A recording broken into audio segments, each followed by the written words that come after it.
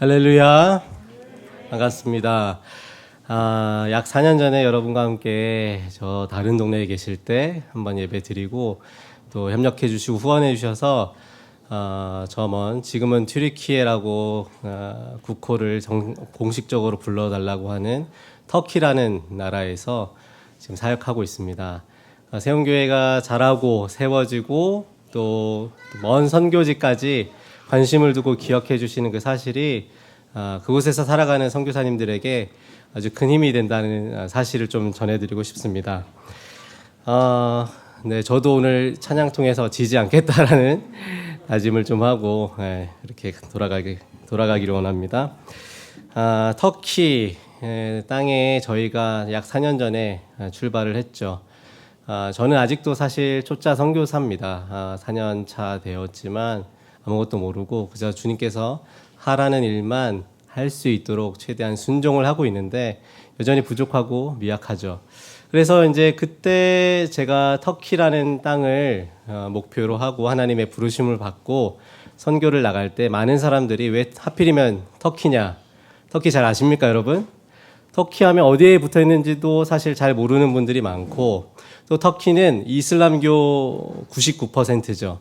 그러니까 모든 사람들이 무슬림이라고 보시면 됩니다. 내가 만나는 모든 사람들은 무슬림이다.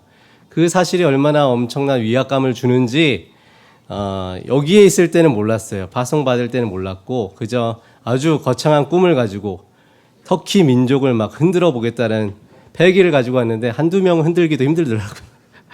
이렇게 도착해서 저희가 부푼 꿈을 안고 도착해서 바로 한 달 뒤에 이제 언어를 배우기 시작했습니다. 한 달 뒤에 저희 아이들이 두 딸이 있는데 그때 당시 4살 되자마자 갔고 큰 아이는 8살 되자마자 터키 땅에 도착했는데 이 아이들을 유치원에 보내야만 저희 부부가 터키어를 배울 수 있는 거죠.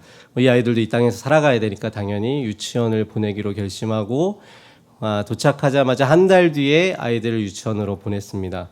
보내기 전에 제 마음이 어땠을까요? 이 땅까지 와서 아이들이 선교사로 멋지게 살아가겠구나 이렇게 생각한 게 아니라 너무 걱정이 되는 거죠. 그래서 그 밤에 투발레테 기트맥 이스티오름 화장실에 가고 싶어요 라는 말을 우리 아이들한테 외우게 했어요. 유치원에 가면 혹시 실수할까봐 말을 하나도 모르니까 혹시나 실수할까봐 터키어로 화장실에 가고 싶어요를 외우게 하고 보냈습니다. 그렇게 아이들이 터키어 전혀 모르는 상태로 유치원에 가서 한 일주일 정도 지나니까 너무 힘들어 하더라고요.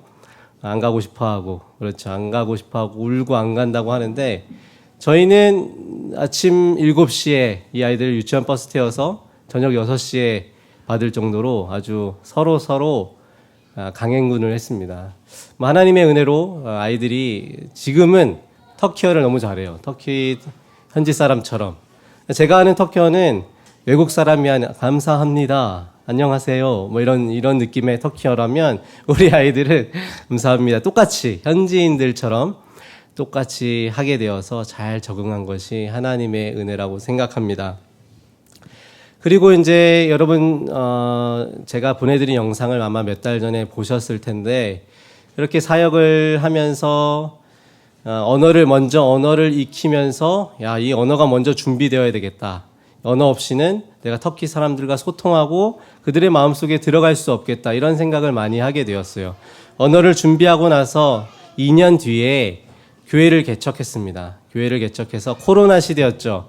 코로나 시대였음에도 불구하고 교회를 개척을 했는데 물론 저희 가족끼리만 개척을 했어요. 그때 당시도 많은 사람들을 만났지만 교회로 연결되는 건 무슬림이 교회 저 문턱을 넘고 이곳이 교회인 줄 알고 넘어온다는 것 자체가 들어온다는 것 자체가 기적과 같은 일이거든요.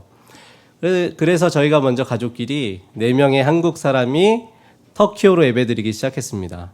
그래서 터키어로 제가 설교하고 예배하고 준비해서 아이들과 터키어로 예배드린 지 한 10개월 정도 지났어요. 10개월 정도 지나니까 너무 힘들더라고요. 지치더라고요. 이게 내가 뭐 하고 있지 여기서? 한국 사람 4명이서 한국말로 하는 게 제일 편한데 우리 가족끼리 모아놓고 막 터키어로 얘기하고 있는 거예요.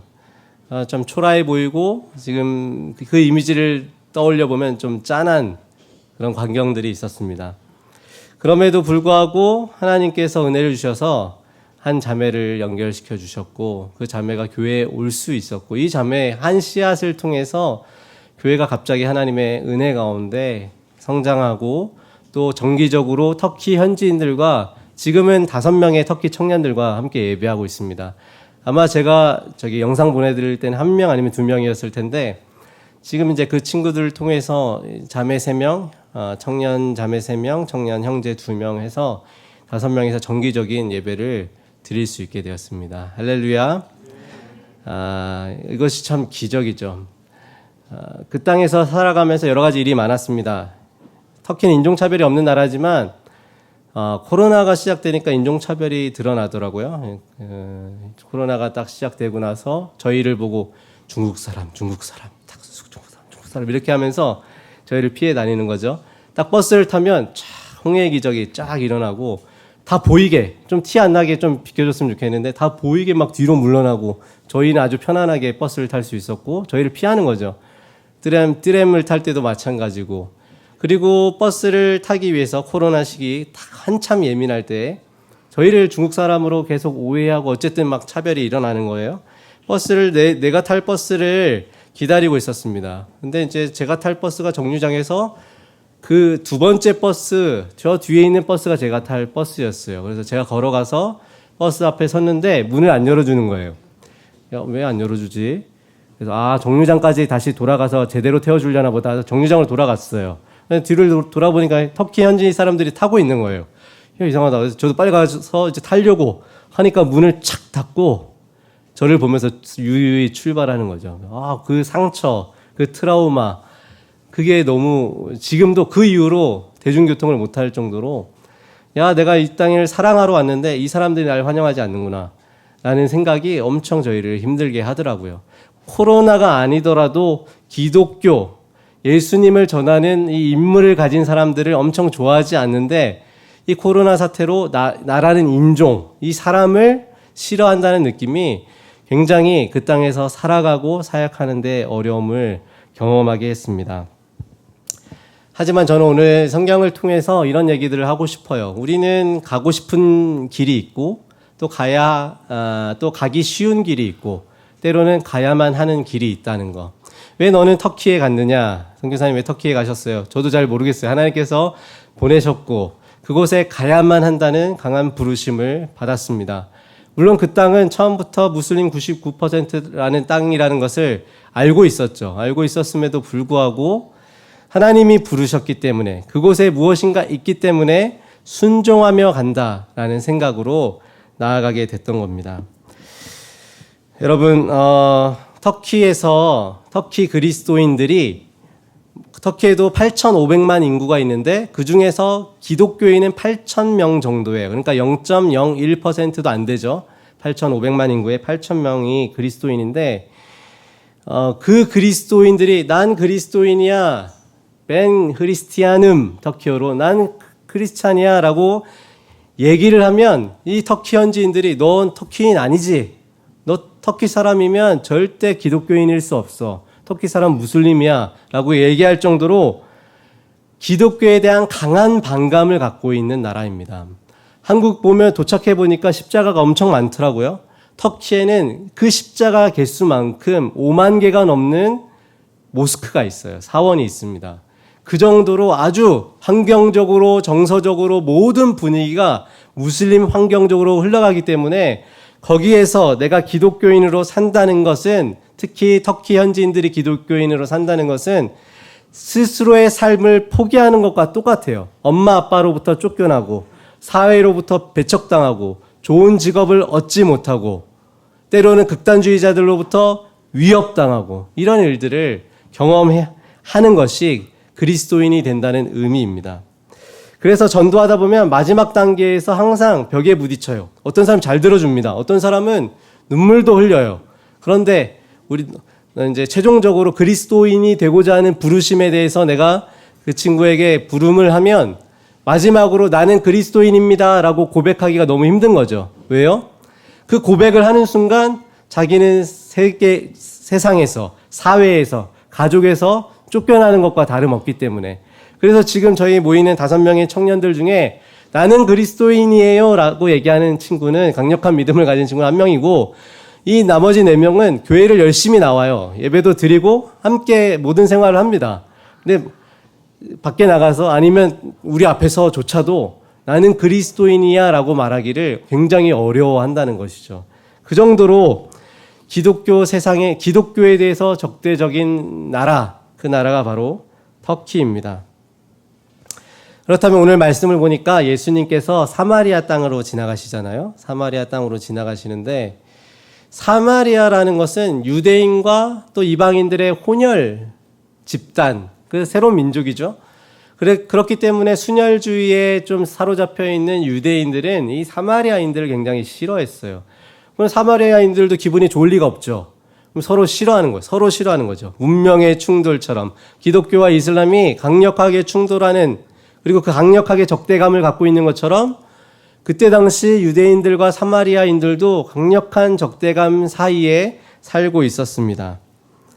그래서 유대인들이 자기 이 예루살렘의 예배, 남쪽 예루살렘의 예배 드리러 왔다가 북쪽에 사는 사람이 북쪽 자기 땅으로 돌아가려면 가운데 있는 사마리아 땅을 지나가기보다는 오른쪽 요단 동편으로 우회해서, 베레아 지방을 우회해서 좀 길이 멀더라도 이렇게 자기 고향으로 돌아가는 것이 일반적이었습니다.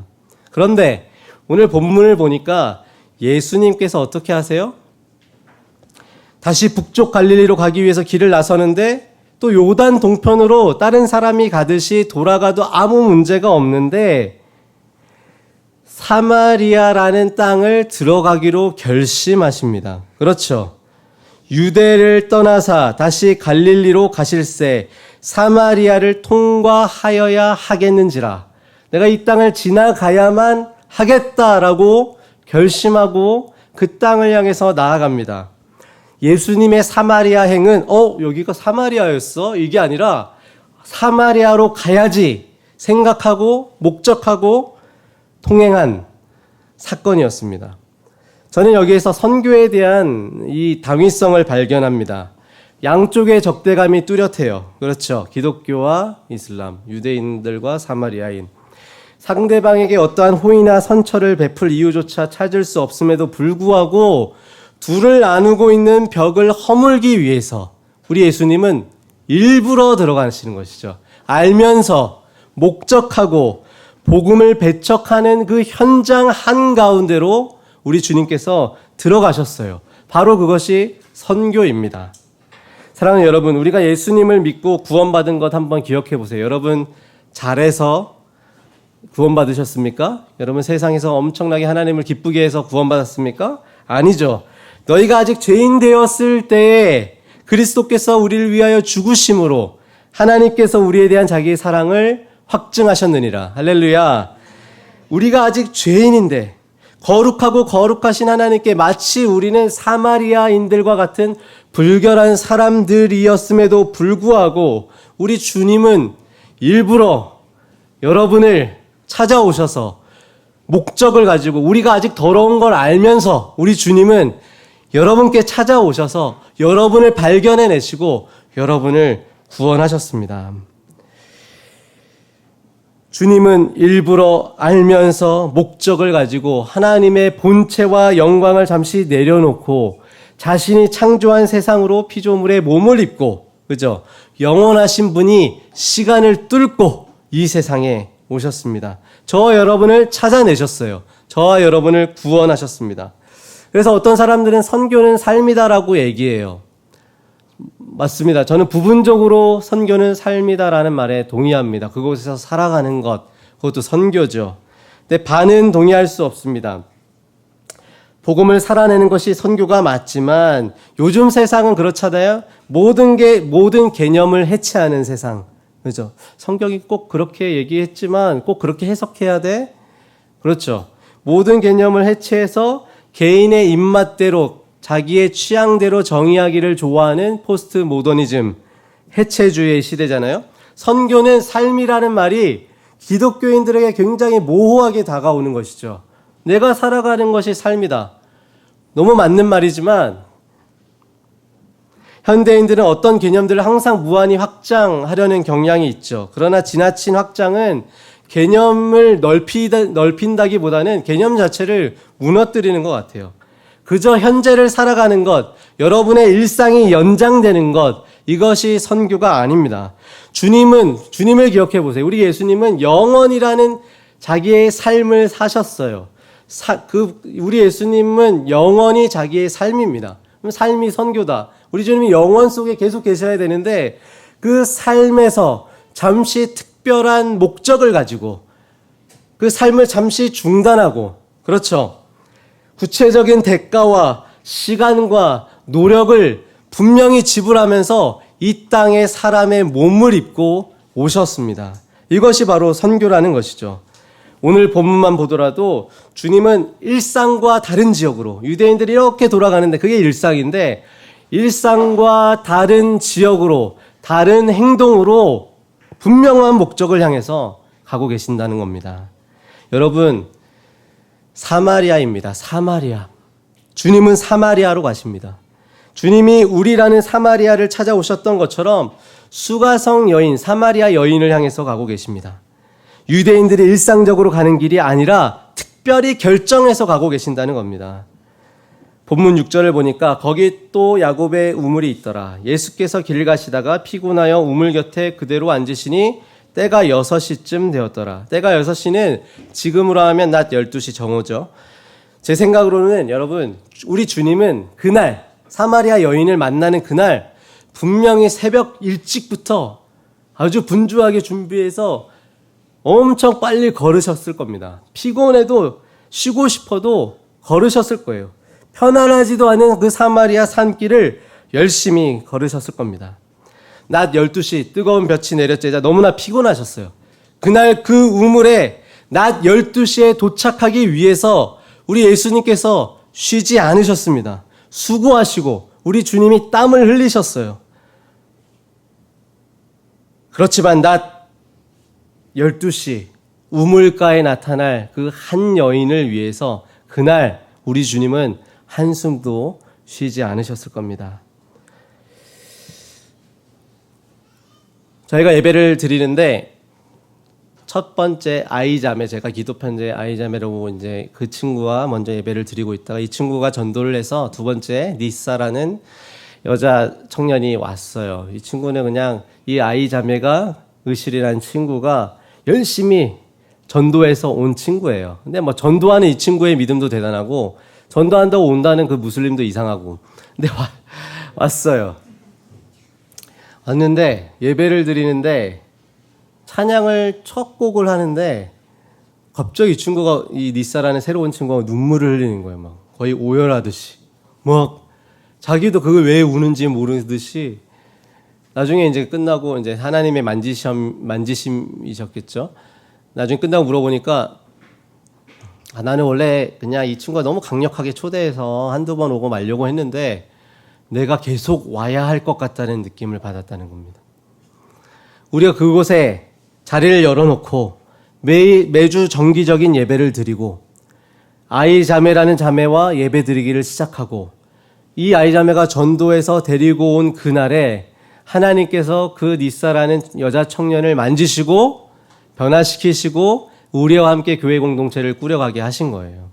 마치 사마리아 여인을 향해서 주님이 뛰어가시고 준비하시고 산길을 마다하지 않고 피곤해도 끝까지 걸어가시고 낮 12시에 도착해서 목적하였던 사마리아 여인과 만나셨던 것처럼 우리 주님은 선교의 역사를 통해서 자기의 시간과 자기의 노력과 자기의 구체적인 어떤 행동과 섬김으로 일상의 연장이 아니라 연장된 일상 속의 어떠한 한 부분을 떼어내서 주님께 드린 그 결정과 행동, 그 선교적인 삶을 통해서 하나님은 우리로 하여금 낮 12시 사마리아 여인을 만나게 하신다는 겁니다.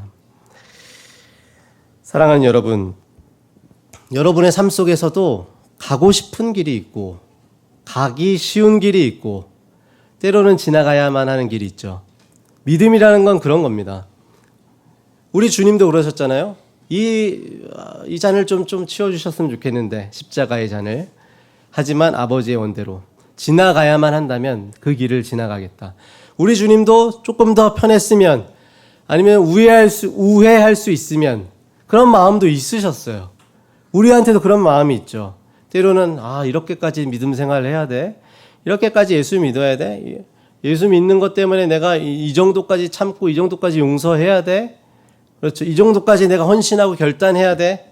더 쉽고 편한 길이 있는데, 다들 그쪽으로 가는데, 넓은 길은 그쪽인데 내가 굳이 이쪽 길을 지나가야만 해 라고 생각될 때가 있습니다. 피곤할 때가 있고 끝이 보이지 않을 때가 있습니다. 사랑하는 여러분, 그런데 하나님은 알고 계십니다. 낮 12시 사마리아 우물가, 낮 12시 사마리아 우물가, 아무도 생각하지 못한 시간, 아무도 생각하지 못한 장소, 아무도 생각하지 못한 사람이, 여러분을 향한 응답이, 여러분을 향한 회복이, 여러분을 향한 부흥이 바로 거기에 있습니다. 그래서 우리는 믿음으로 지나가야만 하는 것이죠. 우리는 생각지 못했지만 과연 될까? 과연 그런 일이 일어나겠어? 사마리아인들이 나를 받아주겠어? 그래서 난 어차피 우리는 적이니까 우린 돌아갈 거야. 그게 당연히 논리적이지 않아. 하지만 하나님께서 우리에게 원하시는 것은 믿음으로 그 땅을 지나가는 것이죠. 돌아갈 수 있지만 고난과 힘듦을 알면서 일부러 찾아가는 것입니다. 디모데후서 4장 7, 8절, 나는 선한 싸움을 싸우고 나의 달려갈 길을 마치고 믿음을 지켰으니 이제후로는 나를 위하여 의의 면류관이 예비되었으므로, 나의 선한 싸움을 싸우는 겁니다. 그 싸움을 회피하고 돌아가는 것이 아니라 내 앞에 달려갈 길, 피곤한 길이 있는 줄 알면서도 그 길을 끝까지 경주하기 원하는 것, 그것이 바로 믿음입니다. 갈라디아서 6장 9절, 우리가 선을 행하되 낙심하지 말지니 포기하지 아니하면 때가 이름에 거두리라. 우리가 이 땅에서 목적한 것이 이루어지지 않는 것 같아 보이지만 사마리아라는 믿음의 고지를 향해서 우리의 발걸음을 내딛기 시작하면 때로는 그것이 멀어 보이지만 낮 12시 사마리아 우물가, 하나님이 예비하신 시간, 하나님이 예비하신 장소, 하나님의 뜻이 머문 그곳에 우리도 응답을 경험하고 회복을 경험하고 하나님의 손길을 경험하게 될 줄로 믿습니다. 아멘. 예수님의 때에 수가성 여인이 나타납니다. 그 여인을 한번 보십시오, 여러분. 뜨거운 한낮에 사람들 눈피에서 물 퍼날라야 할 정도로 동네에서 이방인이었습니다. 그 여인은 우물물 먹으며 하루하루 삶을 연장할 뿐이었습니다. 세상이 주는 물은 너무도 일시적이죠. 금방 목마르고 다시 떠야 합니다. 그런데 이 여인은 자기의 삶을 연장해 준 그 우물 바로 옆에 영원한 생수를 내시는 우물이 있다는 것을 몰랐습니다. 예수님이 거기 앉아 계심에도 불구하고 우물가 옆에 앉으신 예수 그리스도만이 다시는 목마르지 않는 물을 주실 영생수라는 것을 몰랐죠. 몇 번이고 질문과 부탁과 대답이 오늘 읽은 성경 구절 이후로 막 오갑니다. 오늘 다 읽을 수는 없지만 결국 사마리아 여인은 예수님을 그리스도로 발견하죠. 기피했던 마을 사람들을 향해서 달려갑니다. 내가 그리스도를 만났다라고 전도할 정도로 이 사마리아 여인의 삶이 완전히 바뀌어요. 우리의 일상이 바뀝니다. 우리도 주님을 만났다는 것은 무엇입니까? 우리의 삶에 어떠한 확실한 변화가 일어나서 나를 통해서 다른 사람과 세상과 사회를 향해서 선한 영향력과 믿음의 결정들이 흘러가게 되는 것이죠. 사마리아 여인의 삶이 완전히 뒤바뀌었습니다. 우리가 지나가야만 하는 길을 지나가야 하나님의 일들이 일어납니다. 선교 왜 꼭 해야 돼? 한국도 힘든데. 그렇죠. 한국이 너무 힘듭니다. 와보니까 한국이 많이 힘들더라고요. 물론 한국 좋은 게 있죠. 제가 한국에서 떠나자마자 터키에 가서 살 때 한 달 만에 5kg가 빠졌던 것 같아요. 음식이 안 맞았는지. 근데 제가 여기 들어온 지 한 달 가까이 되었는데 한 3kg가 쪘습니다. 이게 한국이 너무 좋은 것 같아요. 먹을 것도 많고 사람을 살찌게 하는 것인 것 같은데, 너무 좋지만 한국도 힘듭니다. 한국 교회도 형편이 많이 힘들죠. 한국에도 전도하고 섬길 곳이 많습니다. 이것저것 할 게 많아요. 그런데 하나님의 일들은 형편 따라 하는 게 아니죠. 이 순서가 먼저 저 순서가 나중 이렇게 말할 것도 없습니다. 우리 하나님의 일은 동시다발적. 하나님 스케일이 다르잖아요. 사람들은 이렇게 저렇게 순서를 다 정하고 싶어 하지만 하나님의 일은 굉장히 동시다발적이고 총체적이고 전면적인 거예요. 제가 하나님의 그 작업하시는 일하시는 그 그림들, 플랜들을 내가 볼 수 있다면 와, 이렇게까지 생각지도 못하게 동시다발적으로 모든 일들이 일어날 거라고 확신합니다. 제가 왜 선교합니까? 제 개인의 부르심이라서? 제가 어릴 때부터 무슬림 이슬람권 선교의 부르심을 받아서 선교합니까? 아니에요. 주님이 하셨기 때문에 하는 거죠. 주님이 하셨기 때문에 하는 겁니다. 주님이 명하셨기 때문에 모든 민족에게 나아갑니다. 나를 보면 갈 수 없죠. 길을 보면 갈 수 없습니다. 내가 어떻게 할 수 있지? 난 이것도 없고 저것도 없는데? 길을 보면 사마리아 산길, 저 터키라는 99% 이슬람의 땅, 늘 나를 위협하고 불안하게 만드는 그 땅, 내가 어떻게 갈 수 있겠습니까? 여러분, 제가 영상에서도 보셨겠지만 유튜브와 인스타그램을 개설했어요. 그 땅에서 유튜브를 개설하고 얼굴이 보이게, 아니면 인스타그램을 개설해서 나의 정보가 노출되게 만든다는 건 굉장히 위험한 일이기도 하죠. 그럼에도 불구하고 그리스도인들에게 많은 영향력을 끼치고 또 관심자들을 얻기 위해서 새로운 뉴 노멀 시대에 어떠한 방식을 동원해서라도 선교하고자 했기 때문에 그런 일들을 했어요. 근데 인스타그램을 딱 개설하는 그날 터키에 사는 한 그리스도인 친구가 그 채널을 팔로우했습니다. 근데 팔로우하자마자 2-3시간 뒤에 경찰이 이 친구한테 연락이 갔다는 거예요. 너 새로운 기독교 채널에 팔로우를 했던데 너 얘네 누군지 알지? 자기는 이제 그냥 관심 있어서 팔로우했다 이렇게 대충 이렇게 얘기하고 전화 끊고 저에게 연락 왔습니다. 좀 그러니까 너무 위험한 것 같으니까 조심조심 지혜롭게 해라 이렇게 연락이 왔어요. 그리고 며칠 뒤에 그 인스타그램 계정이 해킹당했다고 인스타그램에서 연락이 왔습니다. 그러니까 그런 거 보면서 난 별거 그냥 성경 구절 올리고 별거 안 하고 있는데 한국에서는 사실 별게 아니잖아요. 뭐 그냥 하나 올린 건데. 근데 뭐 경찰이 막 전화오고 막 해킹당하고 그럴 만한 일인가? 내가 왜 인스타그램을 괜히 열어가지고 100명, 1000명 전도할 것도 아닌데 왜 이렇게 됐지? 하면서 어떤 위압감과 두려움이 엄청 몰려오는 거예요. 그리고 그 니사라는 자매가 은혜를 받아가지고 자기가 이제 토요일 날 자기가 아는 남자 2명을 주일 예배에 전도해 오겠다고 토요일 밤에 연락이 오는 거예요. 제가 좋았을까요? 아니요.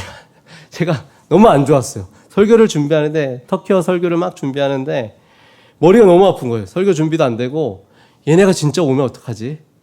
왜냐면 저기 여자 청년 3명, 남자 청년 2명인데, 이 남자 청년 2명은 제가 미리 만나서 관계를 쌓고 미리 좀 알고 초대한 사람들인데, 갑자기 뜬금없이 남자 둘이 한 사람의 초대를 받아서 온다니까 청년이 너무 두려운 거죠.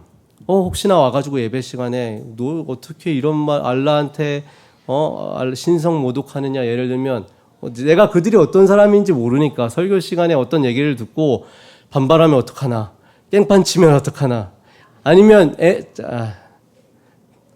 적어도 우리 교회의 위치가 노출되면 어떡하나, 뭐 그런 저희 교회 위치를 이제 아무도 모르니까 그런 막 두려움이 와도 문제고 안 와도 문제고 그런 두려움 속에서 이렇게 살아가는 것이죠. 한국으로 지금 출국해서 나올 때도 혹시나 이제 너 나가면 입국 못해라고 얘기 들을까봐. 사실 내가 대단한 사람도 아닌데, 아니면 제가 이제 앞으로 터키 다시 들어갈 텐데 입국장에서 너 입국 정지됐어라고 할까봐.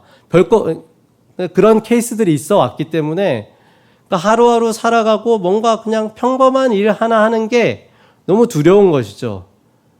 환영하지 않는 세상에서 산다는 게 굉장히 두려운 일 아니겠습니까? 나가라고 하면 나와야 되는데 이렇게 아무것도 알 수 없고 늘 나를 위협하고 나를 항상 위축되게 만드는 그 길 속에서 산다는 것, 그 길을 보면 갈 수 없어요. 아마도 그 현실을 제가 알았더라면 파송받기 전에 많이 두려워했을 겁니다. 그리고 굳이 갈 이유도 없었을 거예요. 돌아가면 되기 때문에. 그런데 주님은 어떻게 하셨어요? 돌아가지 않고 그걸 알면서도 사마리아로 들어가셨습니다. 우리도 사마리아로 갑니다. 유대인들처럼 선민의식에 빠져 있으면 우리 자신만 보게 돼요. 주님은 난 지나가리라 선택하고 결정하며 일부러 알면서 피곤하시지만 수가성까지 가신 겁니다. 사랑하는 여러분, 어려워도 가야 하는 길이 있습니다. 여러분 지금 믿음의 결정을 해야 될 어떤 것이 있는지 저는 잘 모르겠어요. 좀 풍성하지 않고 피곤해도 가야 하는 길이 있습니다. 우리 주님도 하늘 보좌 버리고 초라한 세상을 참아내시고 심지어 십자가 그 골고다까지 가셨죠. 주님이 했기 때문에 우리도 합니다. 주님이 가셨기 때문에 나도 갑니다. 성경은 우리가 믿는 복음을 우리와 다른 성향을 지닌 자들에게, 심지어 적대적이기까지 한 자들에게 특별한 대가와 시간과 노력을 사용하면서까지 다가가서 영원토록 솟아나는 샘물은 그게 아니야. 이슬람이 아니야. 세속주의가 아니야. 바로 여기에 있어. 예수 그리스도야 라고 얘기해 주기 위해서 우리는 갑니다. 일을 하고 하나님의 나라를 위해서 헌신합니다. 할렐루야. 사랑하는 성도 여러분, 여러분의 기도와 후원이 절대 헛되지 않습니다. 그곳에서 일하고 있어요. 저도 고백하지만 저는 5명의 청년이 모일 거라고 기대한 적이 한 번도 없어요. 그 교회 개척하면서도 2년 안에 1명 왔으면 좋겠다. 1명이라도 나와 함께 예배 드렸으면 좋겠다.